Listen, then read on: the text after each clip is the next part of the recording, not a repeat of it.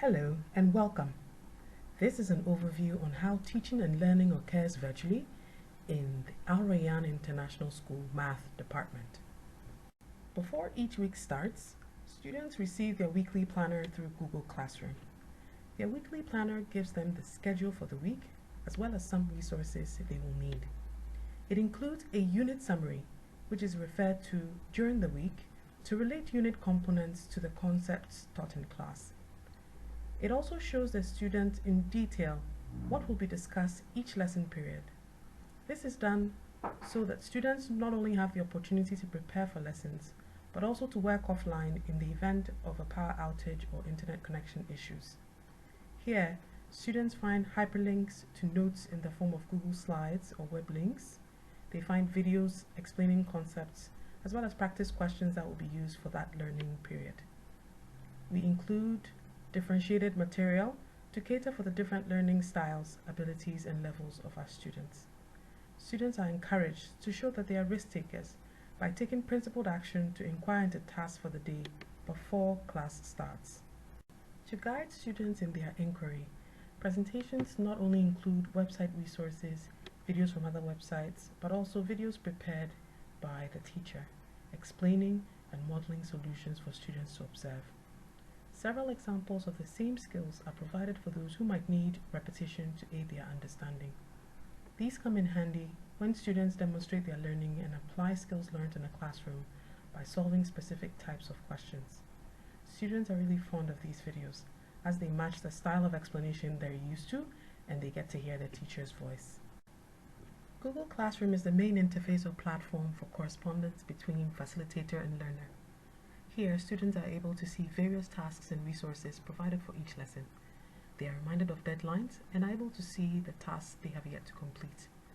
Video resources, solution documents, and websites for practice questions are included to help them understand what is required of each task. Students are able to share ideas on how to solve problems by responding to questions posed on Google Classroom, as well as comment on what their colleagues say.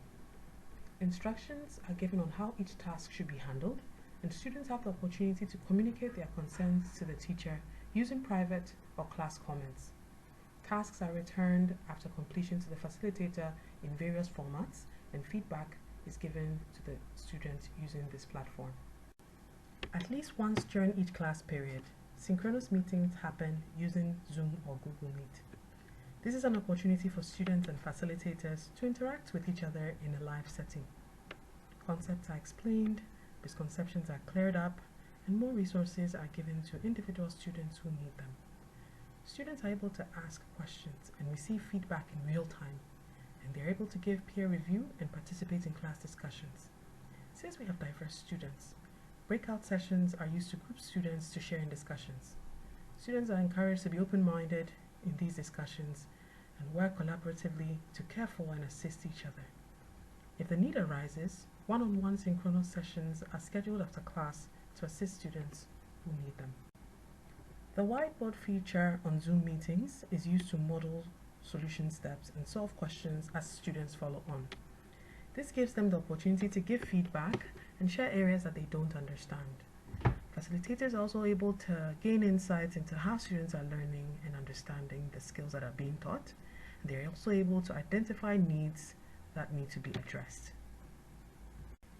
Students are usually given assignments to complete outside of class time. These assignments may be completed in a notebook, handwritten in digital notes, or answered questions online. These give students opportunities to demonstrate their thinking skills and the knowledge that they have gathered.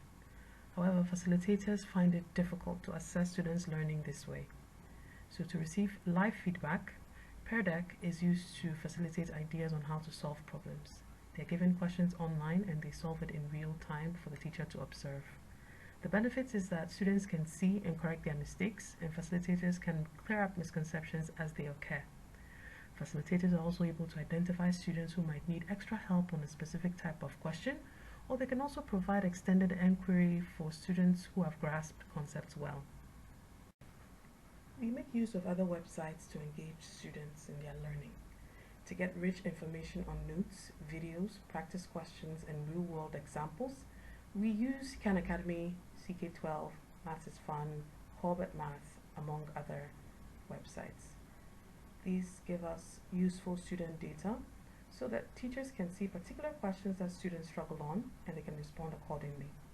We can also see the level of the students and their performance on the different levels of difficulties for the questions presented to them. To provide balance and diversity in teaching and learning, we engage students in online interactive activities such as GIZMOs from Explore Learning. These provide useful ways for teachers to gauge prior knowledge before something new is taught and to discern students' understanding during and after inquiry has taken place. Students are able to manipulate variables by moving and dragging objects to experiment and explore. As they do this, they visualize changes that occur from their own manipulations. These visual changes help them to make connections in what they know, and they're also able to understand the dynamics of what they are exploring. After exploring and experimenting, students answer in-depth interactive questions to apply their learning. Facilitators are then able to review the data from the interactive questions that the students have answered. They're able to respond to areas of need and model solutions to the different types of questions that students are presented with. Facilitators provide feedback to students orally during Synchronous sessions and in written private comments. Solutions are also provided in written form or as videos so that students can reflect on their work. Students also have the opportunity to propose solutions before, during, and after class sessions when the need arises. Another way that feedback is provided on completed tasks is by annotated work. This way, students can reflect and learn from their mistakes, and they're also able to narrow down areas to improve on. The annotations give them specific lines of solutions that they need to work on, and this speeds up the reflection process that students engage in. How do we know students are learning? Well, we get evidence of learning through projects, solutions, and the comments that they make.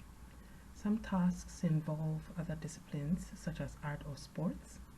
Others give students the opportunities to write digitally and show their solutions.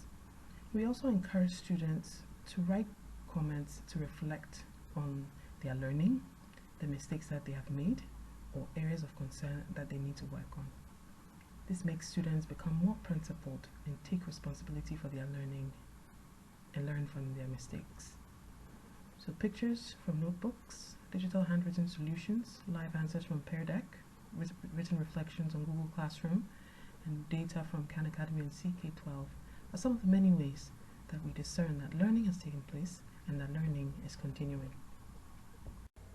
We look forward to continuing our learning with our students, and we thank you for watching.